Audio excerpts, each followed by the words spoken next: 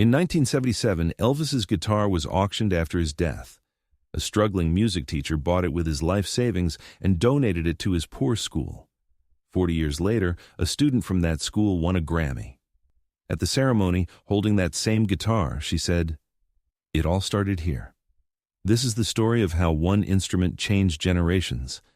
It was October 1977, 2 months after Elvis Presley's death.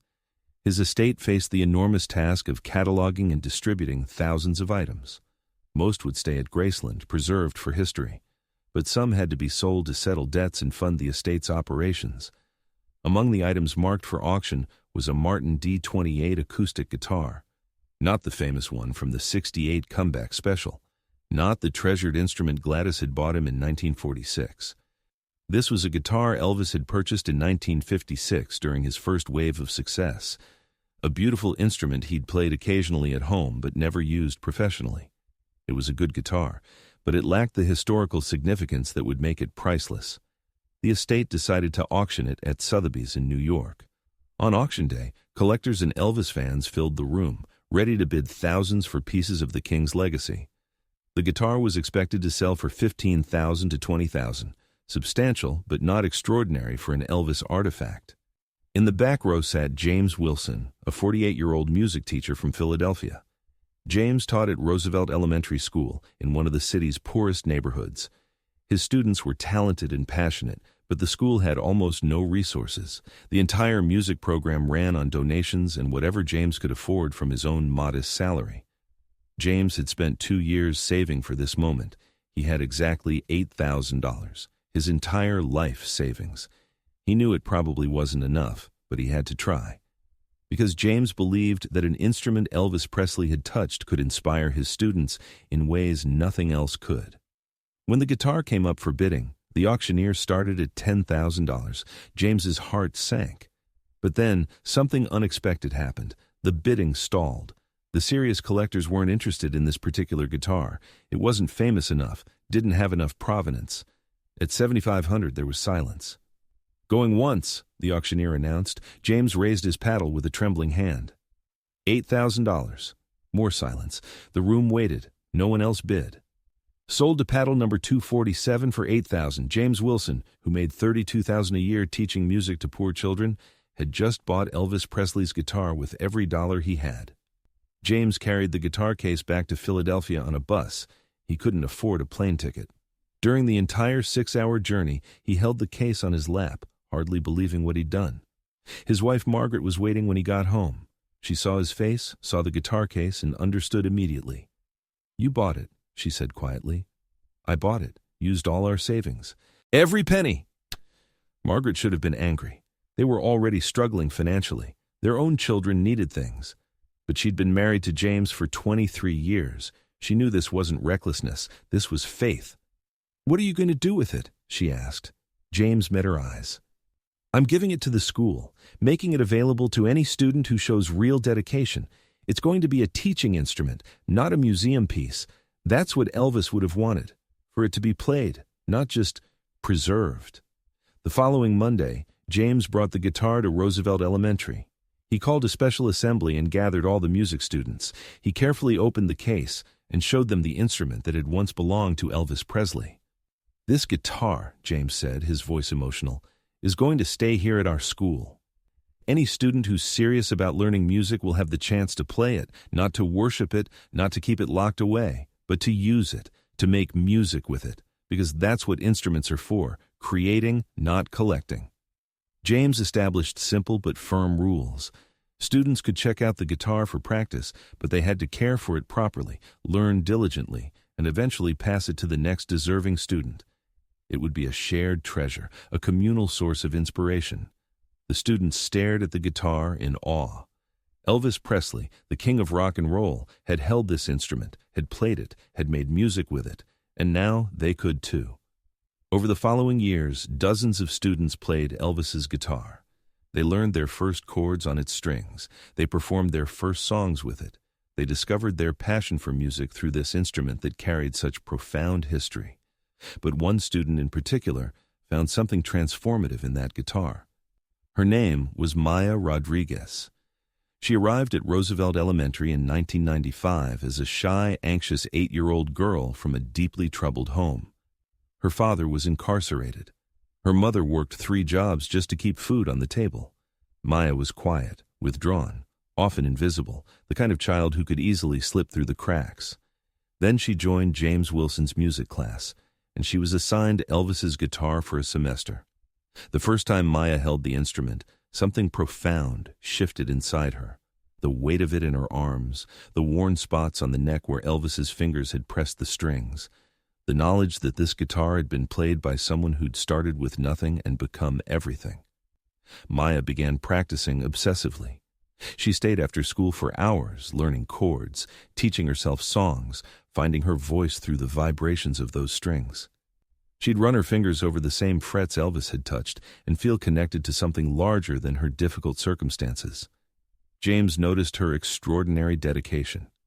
One afternoon, he asked her, "Maya, why this guitar specifically? We have other instruments you could practice on." Maya looked up at him with serious eyes. "Because Elvis started like me," she said simply. "He was poor. Nobody believed in him at first, but he had a guitar and he had music, and that was enough. If he could make it, maybe I can too." Over the next 10 years, Maya transformed. The shy, struggling girl became confident, articulate, and remarkably talented. She wrote her own songs, beautiful, honest pieces about growing up poor, about fighting for dreams against impossible odds, about believing in yourself when the world tells you not to. She earned a full scholarship to Berklee College of Music. After graduation, she moved to Nashville and started performing professionally. Her music blended country, soul, and rhythm and blues, unconscious echoes of Elvis's own genre-defying style. In 2017, 40 years after Elvis died, and 20 years after Maya first held his guitar, she was nominated for a Grammy Award in the Best New Artist category. When they opened the envelope and called her name, Maya walked to the stage in complete shock. She accepted the trophy with shaking hands and stood at the microphone, tears already streaming down her face. "I need to tell you all a story," Maya began, her voice breaking. "When I was 8 years old, my music teacher bought Elvis Presley's guitar at an auction. He spent his entire life savings, $8,000 to give that gift to our school, a school where most kids had nothing, and that guitar changed my life completely." The audience fell silent, listening intently. "Elvis's guitar taught me that music doesn't care where you come from.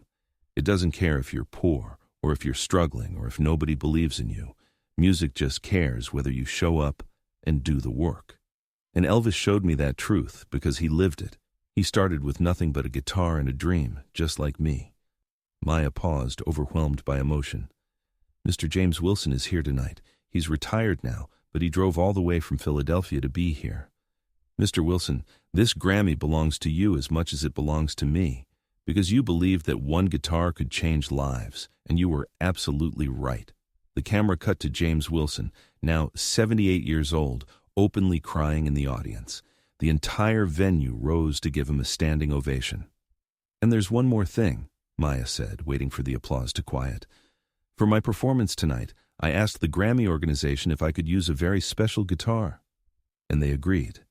Stagehands carefully brought out a familiar guitar case. Maya opened it with reverent hands and lifted out Elvis's Martin D-28, the same instrument she'd learned on 20 years earlier, now lovingly maintained by the school that still used it to teach students. "This is the guitar that started everything for me," Maya said, her voice steady now. "And tonight I'm going to play it one more time, for Mr. Wilson, for Roosevelt Elementary, for every kid who needs to believe that dreams are possible. And for Elvis, who proved that one instrument in the right hands really can change the world." Maya performed her nominated song on Elvis's guitar. The performance was raw, honest, and achingly beautiful. When she finished, there wasn't a dry eye in the venue. After the Grammy ceremony, Maya's story exploded across media outlets. Headlines read, "The Teacher Who Gave Away a Fortune," and "Grammy Winner Who Learned on Elvis's Guitar." But more significantly, the story sparked a genuine movement. Musicians around the world began donating their instruments to schools in underserved communities. If Elvis's guitar created a Grammy winner, they reasoned, imagine what other instruments could accomplish in the hands of talented children who lack resources. The Elvis Presley Charitable Foundation launched the One Guitar Initiative, a program dedicated to placing historically significant instruments in schools across America, explicitly not as museum pieces, but as functioning teaching tools. Each donated instrument came with a brass plaque inscribed with simple instructions: play it, learn on it, pass it on. James Wilson, suddenly thrust into the spotlight after decades of quiet teaching, was interviewed extensively. Every reporter asked him the same question: did he regret spending his life savings on that guitar? James would smile each time. Regret? He'd say, shaking his head.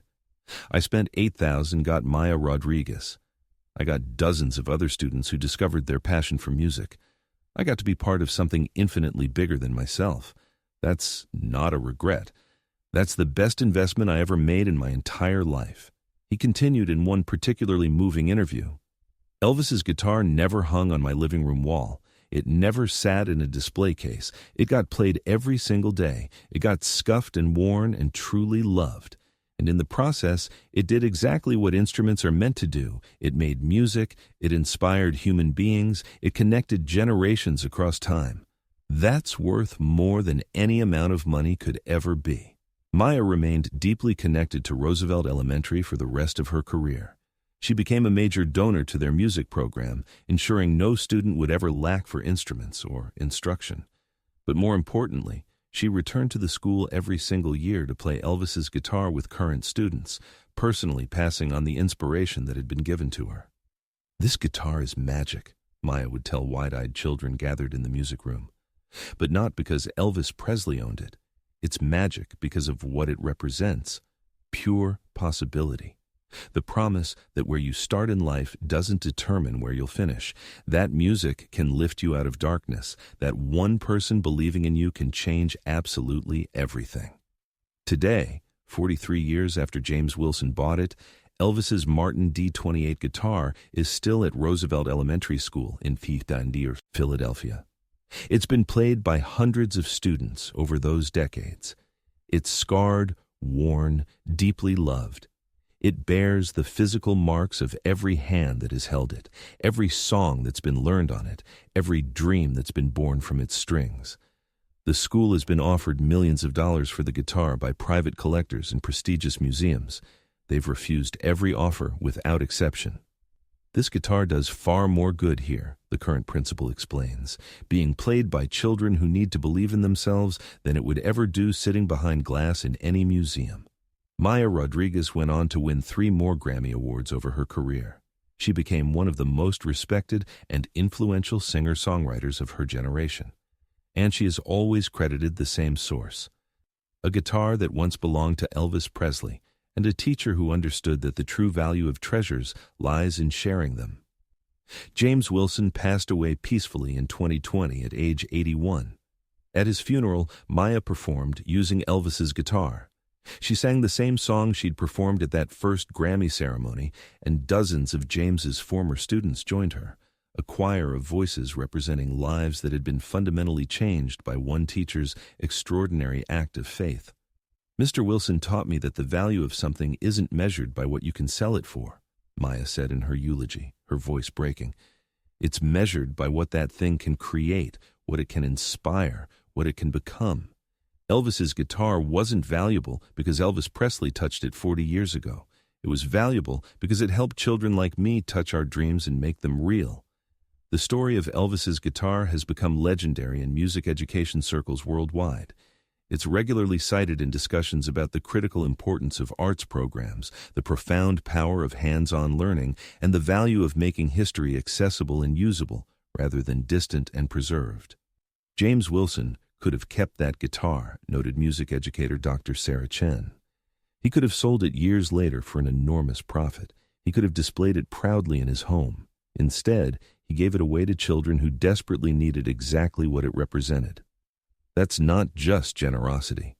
That's a deep understanding of what art is truly for, to inspire the next generation, not to be hoarded by the previous one. The One Guitar program that Maya's Grammy speech inspired has now placed over 5,000 instruments in schools across the United States. Each one arrives with explicit instructions. Use it actively. Don't merely preserve it. Let students play it, learn on it, even wear it out if necessary. Because instruments that are played create musicians. Instruments that are only preserved create nothing but nostalgia.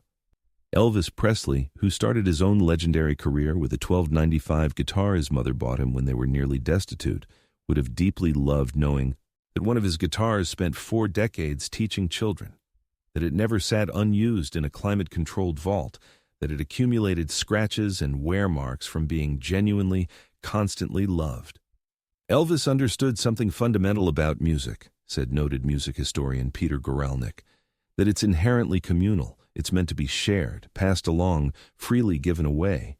James Wilson honored that essential truth by donating Elvis's guitar to children, and Maya Rodriguez honored it by becoming living proof that music genuinely changes lives.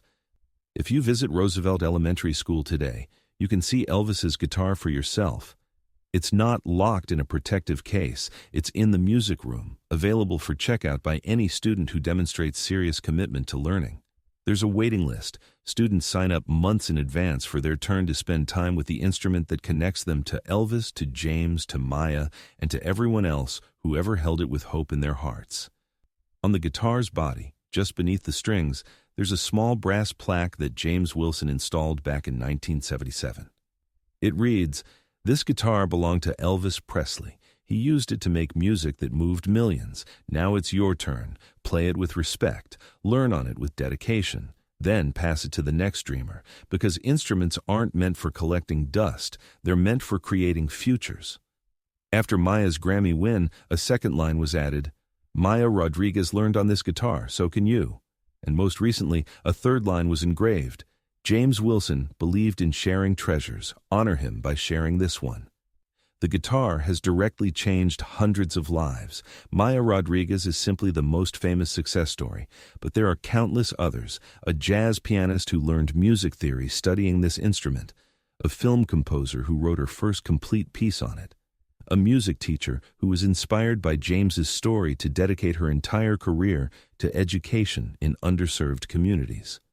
All of them connected by one guitar, one teacher's profound faith, one student's dedication and talent, and the enduring legacy of Elvis Presley, who proved that you don't need wealth or connections or privilege to make music that truly matters. You just need an instrument, a dream, and the determination to work. Elvis's guitar has been teaching that lesson for 43 years, and it's not finished yet.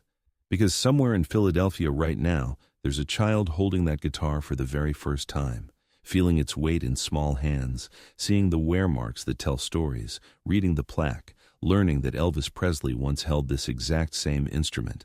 And that child is thinking, if Elvis could do it from nothing, if Maya could do it from where I'm starting, then maybe, just maybe, I can too. That's the immeasurable, priceless value of Elvis's guitar, not the $8,000 James Wilson paid, not the millions it could sell for. Today, but the infinite ongoing wealth of inspiration it continues to generate in young hearts. One guitar, 43 years, hundreds of students, thousands of songs, countless dreams realized, one simple, powerful message that echoes through time.